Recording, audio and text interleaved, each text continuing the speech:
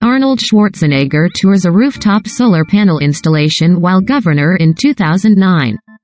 David McNew, Getty Images. California's solar power future has been up for debate in recent weeks in Hollywood. From Arnold Schwarzenegger and Lance Bass to Edward Norton and Mark Ruffalo is weighing in. In December, the California Public Utilities Commission issued a proposal that, if approved, would cut incentives for homeowners with rooftop solar panels, while implementing a new monthly fee for solar customers to connect to the power grid. It would also create a $600 million fund for underrepresented communities to have increased access to solar power. Under the current system, known as net energy metering, rooftop solar residents receive the retail power rate for the energy they send to the grid. The proposal would reduce that compensation by as much as 80%. It would also roughly double how long it takes Californians to make back what they paid to install the systems, upping to about 10 years.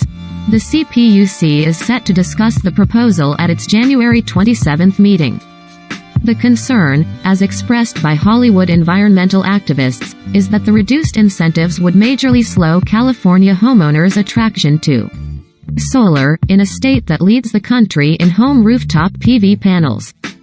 In a New York Times opinion piece on Monday, January 17, actor and former Governor Arnold Schwarzenegger said the proposal should be stopped in its tracks, calling the move to add monthly fees, an estimated $57 a month, an attempted solar tax.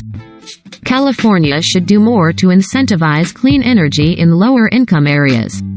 And the state should be promoting the installation of 1 million batteries to store the energy that the solar panels capture. That's how we can truly democratize energy, Schwarzenegger wrote. But adding a tax and removing incentives will hurt the solar market, and making solar more expensive for everyone does nothing to help our most vulnerable. We should be pulling out all the stops to slow global warming, Schwarzenegger continued.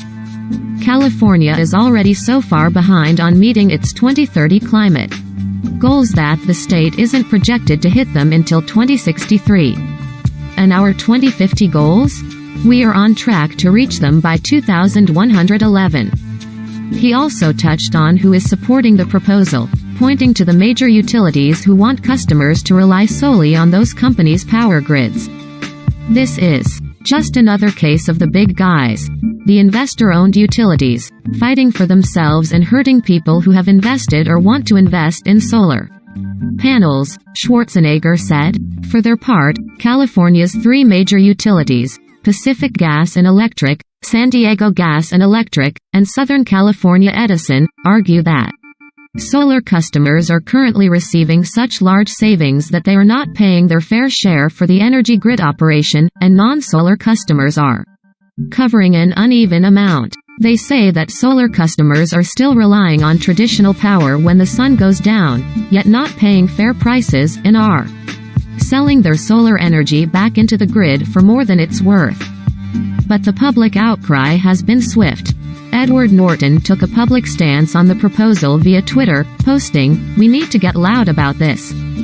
This is truly a moment of truth and choice between an American renewal, characterized by the technological innovation and entrepreneurial dynamism that made this country a powerhouse, or remaining shackled to broken and dirty system." Mark Ruffalo weighed in online as well, tweeting at California Governor Gavin Newsom, "You must not let this happen." Tesla and its leader Elon Musk have taken an even more public stance, launching a website aimed at fighting the proposal.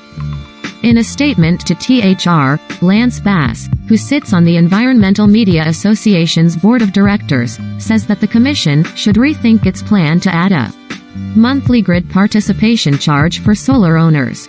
Low-income communities are often hit the hardest by pollution, which is why it's unfair to add more financial barriers to clean energy.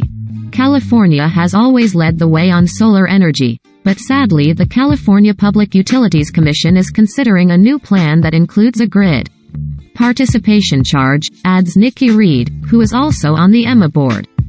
Unfortunately, this decision would make solar power financially out of reach for Many Californians. California currently has 1.3 million solar rooftops, 2/3 of which are on houses and businesses.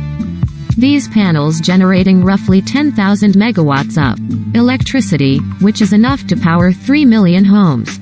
The state alone accounts for 40% of the nation's residential solar energy output, says Property Brothers star Drew Scott, another member of EMA's board. We should be adding more incentives for people to adopt solar power, not removing them and adding grid participation charges that act as a solar tax. At the end of the day, if we are all truly honest with ourselves, we would admit that taxing people to do something that is better for us and our planet is not the solution.